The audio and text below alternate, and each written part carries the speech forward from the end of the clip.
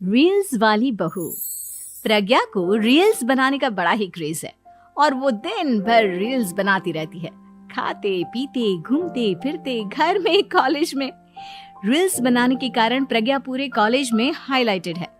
जहां उसकी रील्स सभी को पसंद आते हैं, वहीं मनीषा चिंता में डूबी रहती है। एक रोज जब खाते हुए प्रज्ञा रील्स बना रही होती है, तब मनीषा कहती है, एक मिनट भी चैन नहीं है इस लड़की को। ये नहीं कि खाना तो आराम से खा ले, लेकिन नहीं, अरे थोड़ी देर रील्स नहीं बनाओगी तो आसमान नहीं टूट पड़ेगा। अरे मम्मी, इसी को तो कहते हैं डिटर्मिनेशन। तुम नहीं समझोगी ये सब। भगवान, इस लड़की को सद्बुद्धि दे। जब देखो तब टेढ़ा बाका मुंह बनाती रहती है। मनीषा की बात का प्रज्ञा पर जरा भी असर नहीं होता और वो खाते खाते रील्स बनाती रहती है। दिन बीतने लगते हैं और देखते देखते प्रज्ञा का कॉलेज भी खत्म हो जाता है। आए दिन कोई ना कोई मनीषा को प्रज्ञा की शादी करवाने का सुझाव दे जाता है। सब ठीक ही कहते हैं, प्रज्ञा की शादी कर देनी चाहिए। अपने घर के काम काज में व्यस्त हो जाएगी तो खुद ही ये रील्स और नाच गाना बंद हो जाएगा। मनीषा और प्रेम प्रज्ञा के लिए एक अच्छा लड़का ढूंढने लगते हैं और तभी विकी का रिश्ता प्रज्ञा के लिए आता है, जिसने प्रज्ञा को उसकी रील्स देखकर पसंद कर लिया था। अगले दिन विकी अपने माता पिता के साथ प्रज्ञा के घर पहुंच जाता है और प्रज्ञा साड़ी पहने हाथों में चाय की ट्रे लिए उनके सामने आती है। जब विकी को पसंद है तो हमें भी बहू पसंद है। बहन जी, आप बारात की तैयारी कीजिए। एक बार लड़का लड़की अकेले में बात कर ले तो अच्छा रहेगा। हाँ हाँ, क्यों नहीं। मनीषा विकी को प्रज्ञा के कमरे में भेजती है, जहां प्रज्ञा पहले से ही रील्स बना रही होती है। तभी विकी कहता है, आ गए आपके साजन जी। हमारे साथ ये रील्स कंप्लीट करती तो और भी अच्छा रहता। अच्छा जी, अब आ ही गए हैं तो बना ही लेती हूँ आपके साथ। दोनों मिलकर रील्स बनाते हैं। जब वी मीट और तुरंत पोस्ट भी कर देते हैं। फिर विकी कहता है, जब आप साड़ी में चाय लेकर आए तब मुझे लगा कि कहीं मैं गलत घर में तो नहीं आ गया। अब सही है। दोनों की शादी पक्की हो जाती है और शादी के दिन भी प्रज्ञा रील्स बनाने से चूकती नहीं। यहाँ तक कि बारात के समय भी नाचते हुए रील्स बनाती है। सभी लोग प्रज्ञा की तारीफ के पुल बांध देते हैं और प्रज्ञा नाचती गाती अपने ससुराल चली जाती है। सब कुछ अच्छा चल रहा होता है। प्रज्ञा यहाँ भी दिन भर हर चीज की रील्स बनाती रहती है। लेकिन कुछ दिनों के बाद जब सुनीता कहती है, बहू, ये रील्स के साथ साथ कुछ काम भी कर लिया करो। वैसे तुझे और क्या क्या बनाना आता है? मम्मी जी, वैसे तो सब कहते हैं कि मैं सब कुछ अच्छा बनाती हूँ, लेकिन मुझे लगता है कि मैं मैगी अच्छा बना लेती हूँ। हाँ, कॉफी भी अच्छा बना लेती हूँ और मुंह तो सबसे अच्छा बना लेती हूँ। हैं? अच्छा अच्छा। सुनीता अपना माथा पकड़ लेती है और कहती है, बहू, कुछ खाना बनाना भी सीख लेती। मम्मी जी, मैं लंबी प्लानिंग कर रही हूँ। जल्दी ही मैं इतनी फेमस हो जाऊंगी कि मुझे पैसे मिलने लगेंगे। हम दोनों सास बहू राज करेंगे, राज। नौकर काम करेंगी और लोगों की तो लाइन लगेगी हमसे मिलने के लिए। तेरा दिमाग खराब हो गया है क्या बहू? हंसी मजाक तक ठीक है, लेकिन इस तरह घर नहीं चलते। जितना जल्दी हो इस घर के तौर तरीकों को सीख लो। प्रज्ञा मुंह घुमाकर चली जाती है और तुरंत उसी वक्त एक रील बनाती है। ये देख सुनीता का गुस्सा 7वें आसमान पर चला जाता है और विकी के घर आती ही सुनीता उसे सब कुछ बताती है। विकी भी अब प्रज्ञा की इन हरकतों से परेशान हो जाता है। तुम टेंशन मत लो मम्मा, मैं देख लूंगा। विकी कमरे में जाता है तो देखता है कि प्रज्ञा रील्स बना रही है।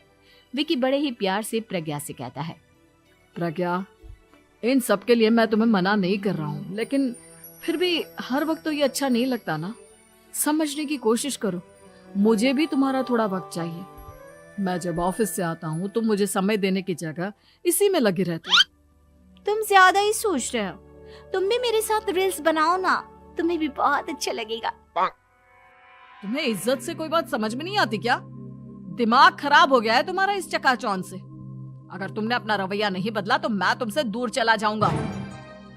तुम ही रिश्ता लेकर आए थे, मुझे लड़कों की कमी नहीं थी और ना आज है। विकी दरवाजा पटक कर चला जाता है। धीरे धीरे विकी प्रज्ञा से दूर होता जाता है। एक रोज मनीषा प्रज्ञा के ससुराल उससे मिलने जाती है। तब सुनीता उससे कहती है, बहन जी, अब आई हैं तो कुछ दिन यहाँ रहकर जाइएगा, आप ही का घर है। हाँ मम्मी, बहुत दिन हो गए तुम्हारे साथ एक भी रील नहीं बनाई मैंने। प्रज्ञा तुरंत अपने फोन में रील्स ऑन कर लेती है। ये सब मुझसे नहीं होगा। तेरा ये भूत अभी तक नहीं उतरा क्या? बहन जी, आप कुछ कहती नहीं क्या इसे? जब आप ही कुछ नहीं कर पाई तो मैं कर ही क्या सकती हूँ। सास तो वैसी ही बदनाम है। शाम को घर की लाइट चली जाती है और मनीषा प्रज्ञा से कहती है, मेरे घुटनों में बहुत दर्द हो रहा है, तू लाइट का कुछ इंतजाम करना बेटा। अच्छा, कैंडल जला देती हूँ मम्मा।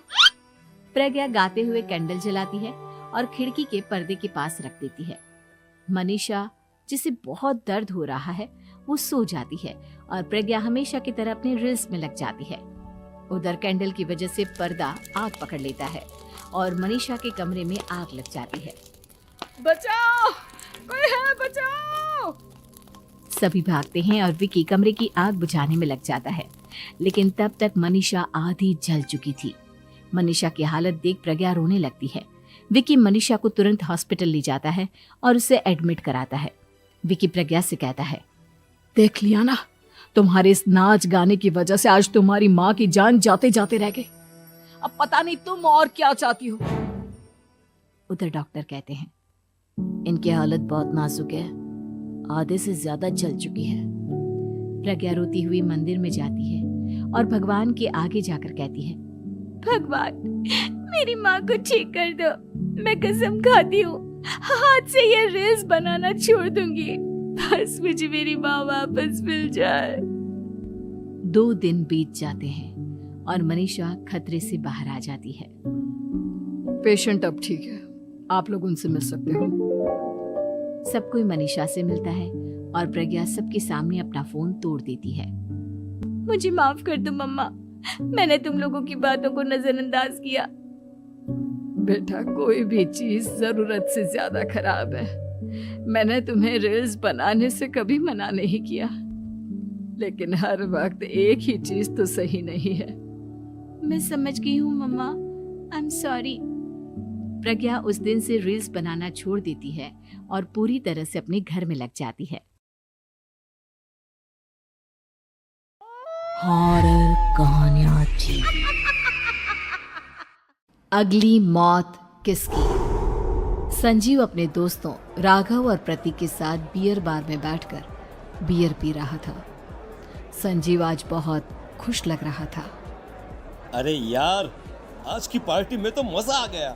तुम दोनों दोस्तों के साथ तो मेरी जिंदगी इतनी अच्छी है कि क्या बताओ कितनी अच्छी है। अरे भाई, अब दोस्ती की है तो जीना मरना सब साथ में। हाँ, अरे अरे यार सुनो, जल्दी से एक बियर और ऑर्डर करते हैं ना, एक आखिरी, और उसके बाद ये जश्न यहीं खत्म हो जाएगा। अरे हाँ हाँ, क्यों नहीं। वेटर, जल्दी से 2 बियर की बोतल लेकर आओ, आज मेरे दोस्तों को जश्न मनाना है। क्यों? इतने में वहां पर एक बहुत सुंदर लड़की छोटे छोटे कपड़े पहनकर हाथ में बियर की बोतल लेकर उसके पास आती है। ये लीजिए, आपने बियर ऑर्डर की थी ना, मैं लेकर आ गई। क्या बात है यार, इस बार की वेटर तो बड़ी सुंदर है। अब बियर लेकर आई हो तो अपने हाथों से ही पिला दो ना। हाँ हाँ, क्यों नहीं, जैसा आप बोलोगे मैं वैसा ही करूंगी। क्या बात है यार, अब तो लगता है रोज यहीं आना पड़ेगा। उसके बाद वो लड़की उन तीनों को बियर सर्व कर देती है। पार्टी करने के बाद वो तीनों अपने अपने घर जाते हैं। प्रतीक, संजीव और राघव को उनके घर छोड़कर जैसे ही अकेला अपनी कार में आकर बैठता है तो अचानक उसे एहसास होता है जैसे उसकी कार की पीछे वाली सीट पर कोई बैठा हुआ है। वो तुरंत पीछे मुड़कर देखता है। तुम यहाँ क्या कर रही हो? और तुम मेरी कार में कब आई? अरे तुम तो बार में वेटर थी ना? बस ऐसे ही मेरा दिल कर रहा था आपके साथ आपके घर चलने का, इसलिए मैं आपके साथ चली आई। अरे लेकिन तुम मेरी कार में आई कब? अभी कुछ देर पहले तो यहाँ पर मेरे दोस्त बैठे हुए थे। प्रतीक के इतना बोलते ही उस लड़के का चेहरा खतरनाक तरीके से बदल जाता है। उसकी आंखें पत्थर की तरह सफेद और पूरे शरीर पर नीली नीली नसें उभर आती है। गाड़ी चलाओ, पूरी स्पीड में चलाओ, और अगर तुमने गाड़ी रोकने की कोशिश भी की तो मुझसे बुरा कोई नहीं होगा। डर की वजह से प्रतीक के पसीने छूटने लगते हैं। उसका शरीर बुरी तरह से कांप रहा था।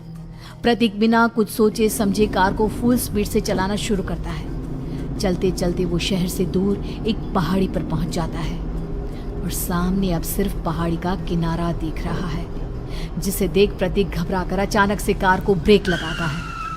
देखो देखो देखो देखो, मुझे छोड़ दो मुझे। अगर मैंने गाड़ी जरा सी भी आगे बढ़ाई तो हम दोनों नीचे गिरकर मर जाएंगे। ये तो तुम्हें पहले सोचना चाहिए था ना। अब कुछ नहीं हो सकता।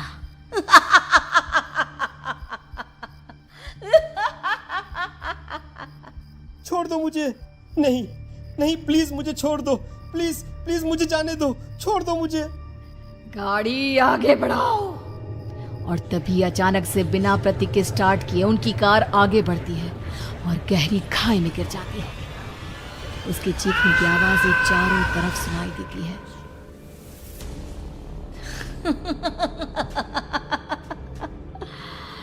तुझे मारकर मेरे कलेजे में जल रही आग को थोड़ी शांति तो मिल गई, लेकिन अभी ये कहानी खत्म नहीं हुई।